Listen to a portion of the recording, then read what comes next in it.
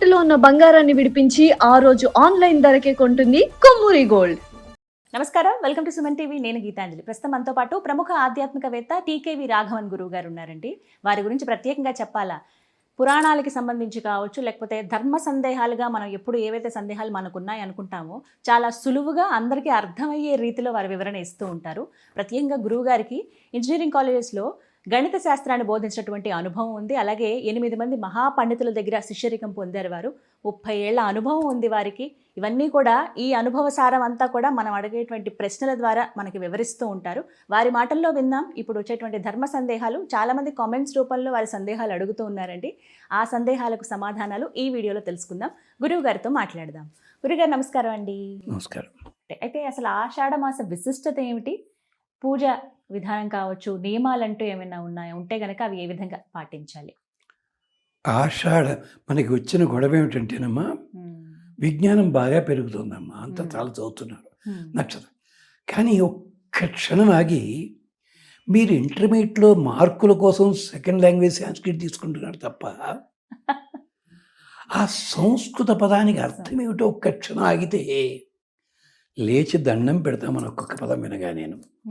ఆఖరికి హాస్పిటల్స్లో పనిచేసే అమ్మాయి పేరేమిటి? ఆయా అంటాం. ఏమిటి ఆయా? ఎక్కడ పదం అది? ఏ దేశ భాష?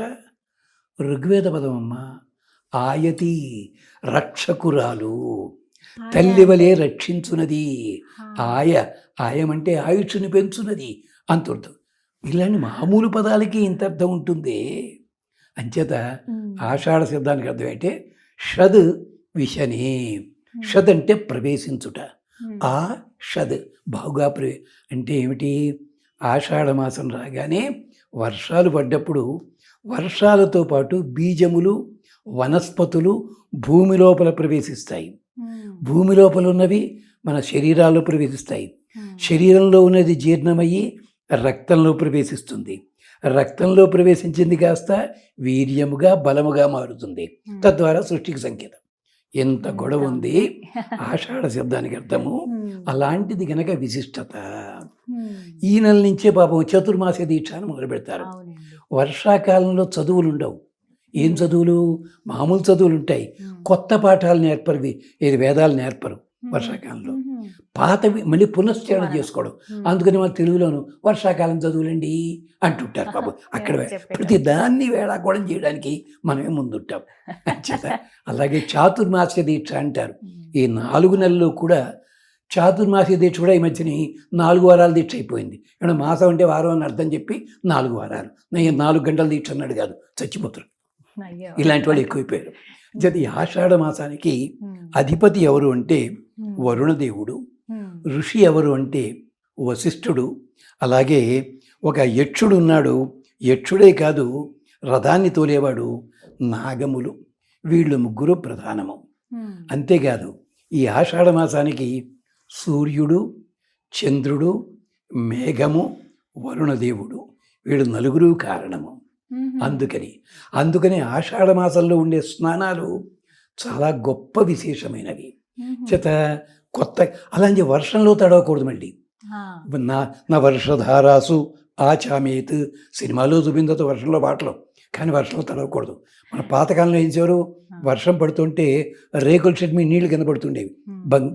గంగాళాల్లో పెట్టి చిన్న పిల్లలకి స్నానం చేయించేవారు. వాటిని కాచి క్షేమం కలుగుతుంది వాటి వల్ల. అందుకని అనమాట ఇంత గొడవ ఉంది. మన ఆచారాలన్నిటికీ ఇంత కారణం ఉంది. అంచేత వరుణ, అగ్ని, నీళ్లలోనే అగ్ని ఉంటాడు మహానుభావుడు, మనకి రక్షణ కలిగిస్తాడు ఆయన. వరుణ, అగ్ని. ఈ వర్షాలకి అధిపతి ఎవరు? ఇంద్రుడు. ఇలాంటి వాళ్ళందరినీ నిలబెట్టిన వారు అంటే వశిష్ఠుడు. వశిష్ఠుడు అంటే ఋషి మాత్రమే కాదు, మనం చెప్పుకుంటామే గురువు అని చెప్పి, అలాంటి గురువు. ఆయన ఏం చేస్తాడు? అగ్నిని పిలుస్తాడు. అగ్ని ద్వారా దేవతల్ని పిలిపిస్తాడు. అందరికీ మధ్య లింక్గా ఉంటాడు. కనుకనే వశిష్ఠుడు రాముడికి ముత్తాత గారి కాలం నుంచి కూడా పురోహితుడుగా ఉన్నాడు. భరతుడు అంటాడు, 14 ఏళ్ళు రాజ్యానికి ప్రమాదం లేదంటే నీ వల్ల కదయ్యా వశిష్ఠ అని అంటాడు.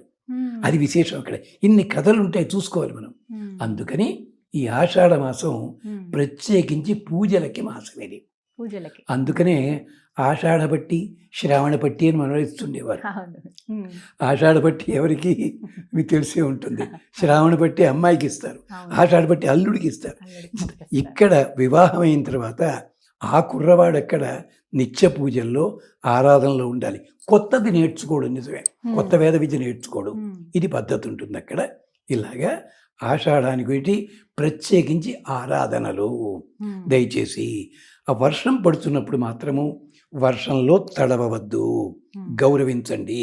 ఆ వర్షపు నీళ్ళని సక్రమంగా వినియోగించుకోండి. ఇది ఆషాఢం. ఈ ఆషాఢంలోనే మనకి రకరకాల పూజలు ఇవన్నీ కూడా చెప్పారు. అంటే ఇంట్లోనే ఉండి చేసుకోండి. ఆషాఢ మాసంలోనే పసుపు, గోరింట, సున్నము ఇలాంటివి వినియోగించుకోండి, ఆరోగ్యానికి మంచిది.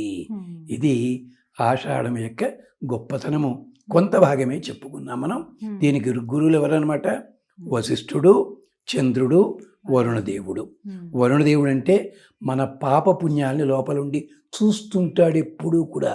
మహానుభావుడు సూర్యుడే కాదండి, ఈ వరుణదేవుడు చూస్తుంటాడు. దానికి మళ్ళీ భాగవతంలో 2 కథలు ఉన్నాయి. అది అంచేది ఇన్ని రహస్యాలు ఉంటాయి మన నెల లోపల ఆషాఢంలో ప్రత్యేకించి. ఇక్కడ నుంచి పండుగలు కూడా ప్రారంభమవుతాయి. ఇది అంటే తొలకరి మొదలైంది. అందుకని ఏరు వాక అంటారు. ఏరన్నా వాకన్నా ఒకటే కదా. ఏరంటే నది, వాక అంటే పిల్ల కాలం అని. అందుకని తెలుగు వాళ్ళు పెట్టుకుని పేరు ఏరువాక అని చెప్పడంలో ఉంది. చక్కగా వివరించారండి. ధన్యవాదాలు గురుగారు.